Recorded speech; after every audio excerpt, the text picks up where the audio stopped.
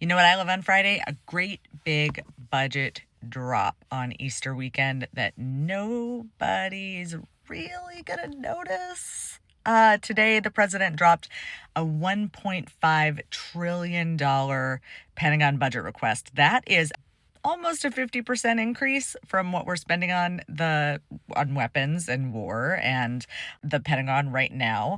That's a really huge number, you guys. That's bigger than we're already spending more than we've ever spent. We're already spending more than the next 8 countries combined.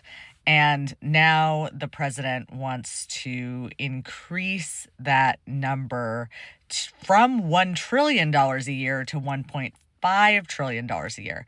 At the same time, he wants to cut healthcare, environmental protections. He wants to cut education, all of what the administration calls woke and weaponized spending. So the thing about this to remember is that all sounds pretty scary, but this is really just like the starting line in a negotiation that happens every year between the president and Congress.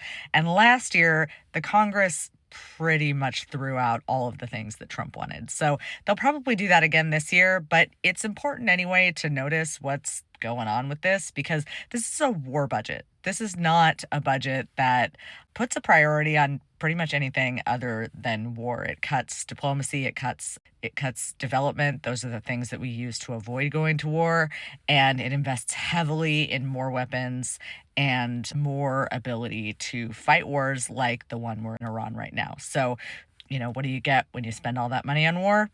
You get more war.